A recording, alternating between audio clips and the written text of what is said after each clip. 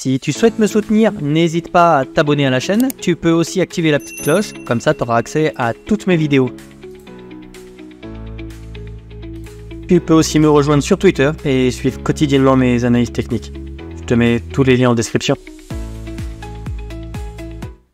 Bonjour à tous, très content de te retrouver aujourd'hui pour une nouvelle vidéo sur Bitcoin. J'ai beaucoup de choses à te dire aujourd'hui. On va faire l'analyse technique de Bitcoin, on va regarder un petit peu le dollar index, on verra que le marché est un peu en mode pause. On va avoir des annonces aujourd'hui, notamment au niveau de la Fed, donc Powell, le fameux discours de Powell qui devrait être annoncé en fin de journée. Donc là on aura pas mal de choses. Je pense que ce discours va être important, je pense qu'on va avoir une direction qui va être prise sur le marché et des crypto-monnaies et sur le marché des devises, enfin notamment du dollar index. Donc tout ça, ça va se décanter dans la journée. Donc cette vidéo, regarde-la bien en entière parce que tu verras qu'elle aura du sens, je pense, pour la semaine à venir. On fera un petit peu d'order flow pour un petit peu ce qui se passe sur les niveaux actuels. On va commencer de suite sur Bitcoin. J'ai pas mal de choses à te dire. Donc ici, on avait vu cette divergence qui était haussière. On avait le cours ici qui faisait des plus bas ici. On a eu un petit rebond avec on essaie vraiment de reprendre le momentum sur ces niveaux-là. On le voit en fait parce qu'ici, je vais prendre mon petit pinceau. On a instauré une dynamique qui était baissière, tu vois, avec des creux de plus en plus bas, enfin des sommets de plus en plus bas et des creux de plus en plus bas. Et là, on essaie en fait d'instaurer et de retourner cette dynamique baissière en fait avec un creux plus haut. Tu vois, on aimerait vraiment s'affranchir de ça pour reprendre une dynamique haussière. Donc on est vraiment, si tu veux, un peu à la croisée des chemins avec des news économiques, ok, une fin de correction possible. Je te dis une fin de correction parce qu'honnêtement, si on vient casser en fait les 58 000, il y a de grandes chances en fait qu'on vienne chercher les 50 000 derrière. Donc pour moi, en fait, on est vraiment sur un moment clé, un moment charnière. Et si on doit réinstaurer une dynamique haussière, casser cette correction ici, c'est probablement par ici qu'on aimerait le faire. Ok, on est sur des niveaux qui sont extrêmement importants sur Fibonacci. Si je prends, donc ça c'était au niveau des ETF qui étaient acceptés en fait sur Bitcoin, on voit qu'on est vraiment sur un niveau Fibonacci extrêmement important. On a les 0,382 qui se situent autour des 60 000 $. D'accord. Donc là, on est vraiment en train de se poser dessus. Tu vois, on est vraiment venu mécher dessus et là, on est en train de réintégrer. Donc ça, c'est plutôt intéressant. Également à signaler, c'est qu'ici, quand je prends mes deux sommets qui étaient ici, on est vraiment repassé de l'autre côté en fait de cette dynamique qui était baissière. Donc on est vraiment en train d'essayer de construire quelque chose de l'autre côté de cette traîne baissière. Donc ça c'est plutôt positif. Maintenant ce qu'on aimerait voir c'est une cassure de ces niveaux là. Donc je vais te mettre ça en vert. Je vais supprimer la traîne ici. Je pense que tu l'as vu maintenant. Paf. Donc on a vraiment envie de casser cette structure là. Donc là je vais te la tracer. En fait c'est des structures de retournement. Tu vois. On a notre W. On vient s'affranchir ici de la cassure de la neckline. On vient se poser dessus et on aimerait reconstruire quelque chose à minima pour revenir chercher un ATH. D'accord.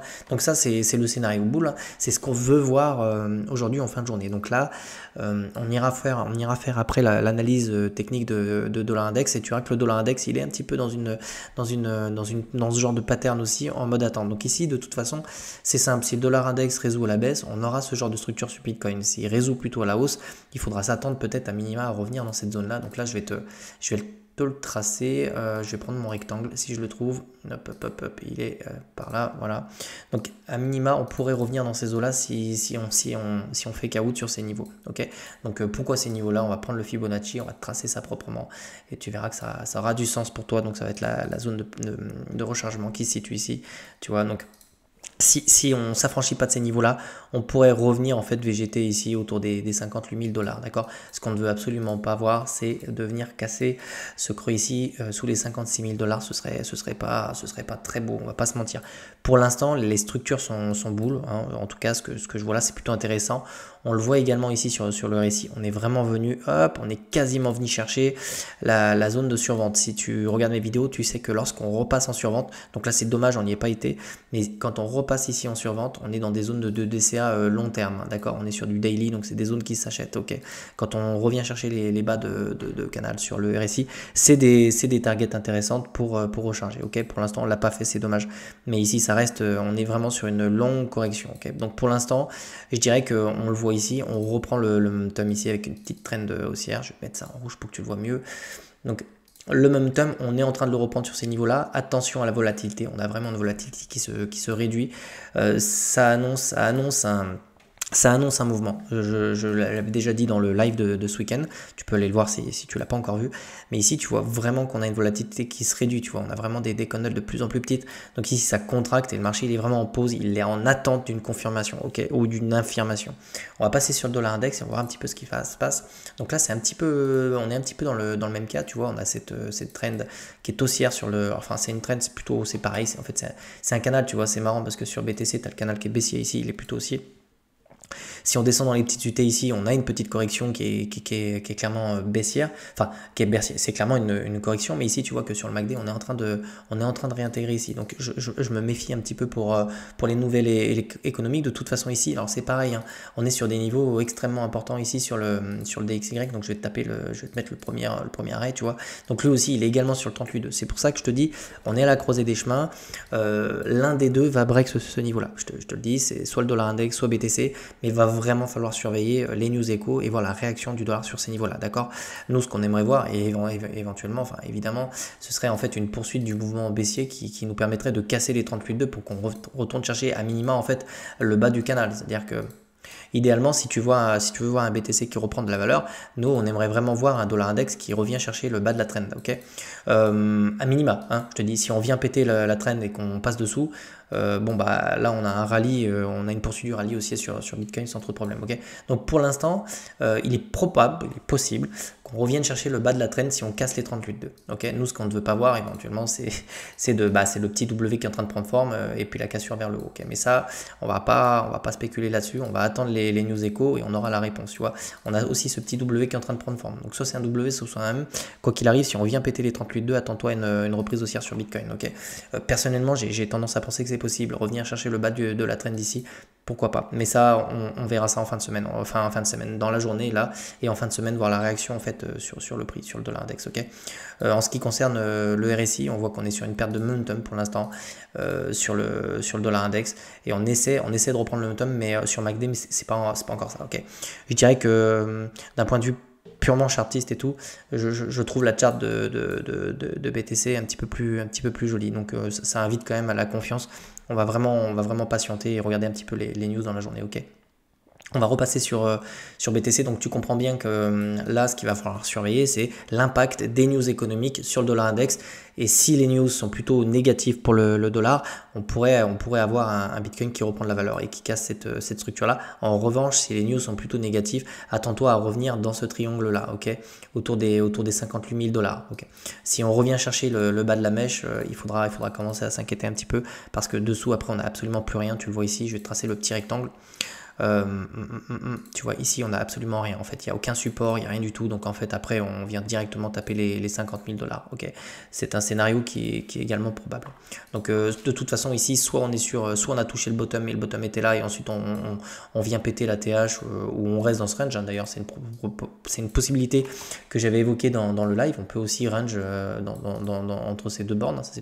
Jusqu'à septembre, octobre, jusqu'à une baisse des taux, ça c'est possible aussi, mais quoi qu'il arrive l'objectif ce sera à minima de revenir chercher le haut du range, ok, enfin le haut du range, l'ATH. Okay. On va passer sur la page internet et on va regarder un petit peu ce qui se passe. Donc ici, il y a quand même énormément de liquidités à venir chercher, tu vois, jusqu'à 75 000, c'est plein, on a de quoi faire. Donc si on voulait vraiment faire une espèce de short squeeze, on peut le faire, on a l'énergie pour le faire. Donc c'est boule, enfin c'est boule. Les structures sont boules, du moment qu'on vient s'affranchir du W qui est là, on a de grandes chances de revenir chercher les 75 000 $. Donc on va espérer que les news soient plutôt négatives pour le dollar index.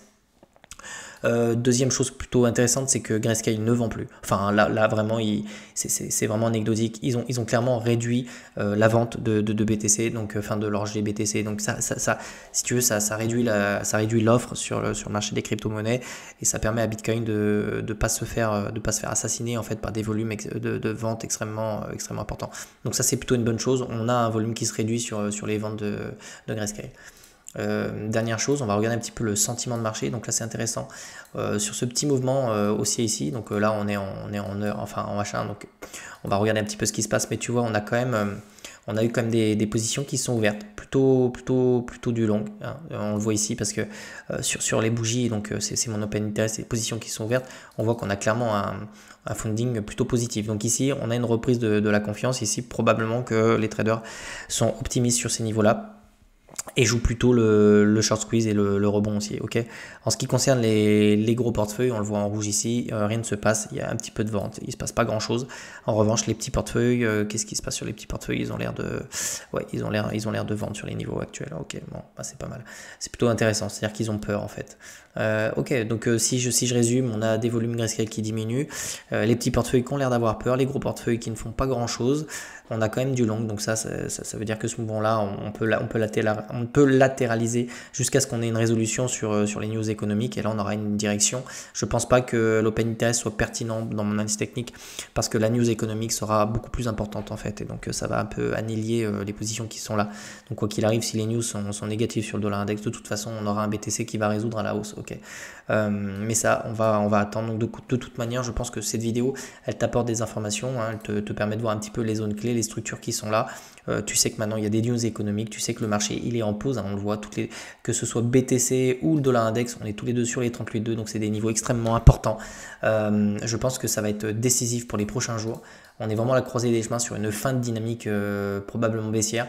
De toute façon, si cette dynamique se retourne pas maintenant avec ce creux, d'ailleurs, je peux te dire qu'aussi on a éventuellement une structure intéressante de retournement également haussière, qu'on peut éventuellement prendre en compte cette épaule tête, et puis éventuellement peut-être cette épaule. Ok, elle est pas très très belle, mais elle est quand même là. Ça peut inviter. Enfin, si on revient chercher le haut de la tête, ça peut être, pourquoi pas, ça peut être une pattern de retournement.